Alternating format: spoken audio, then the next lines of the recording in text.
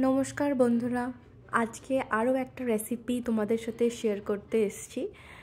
এতদিন তো খুব ঝাল মিষ্টি মিষ্টি খাবার খাওয়া হলো, এবার একটু ঝাল খাবার খাওয়া হোক। তো ছোলার ডাল দিয়ে আমি এই প্রিপারেশনটা করছি।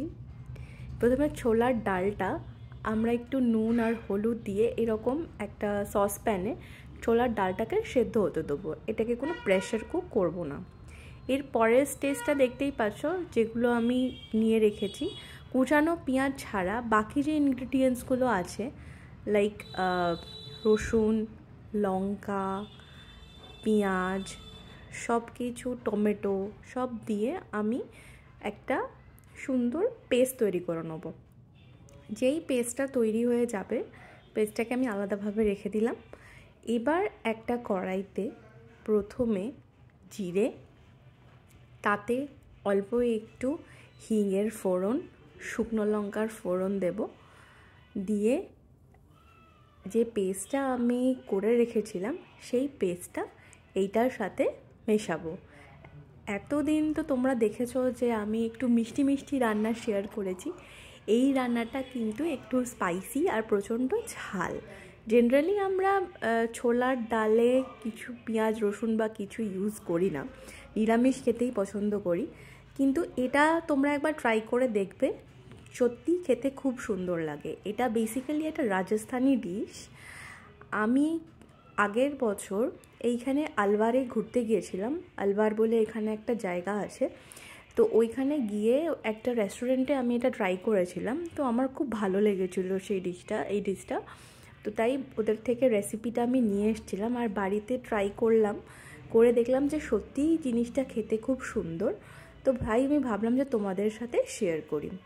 মশলাটা মেশানোর পর এর মধ্যে আমি একটু নুন, অল্প পরিমাণ মতো একটু চিনি আর ধনে গুঁড়ো, ঠিক আছে, বেশ পরিমাণ মতো, একটু বেশিই লাগবে ধনে গুঁড়ো দিয়ে সেই মশলাটাকে আমি ভালোভাবে কষিয়ে নেব। আর প্রথমেই দেখিয়েছি তোমাকে যে পেঁয়াজটা আমি দুভাবে কেটে রেখেছি, একটা মিক্সিতে পেস্ট করার জন্য কেটে রেখেছিলাম, আর একটা কুচি করে রেখেছিলাম। সেই কুচি পেঁয়াজগুলো আমি এই মশলাটার সাথে মাখিয়ে দিলাম।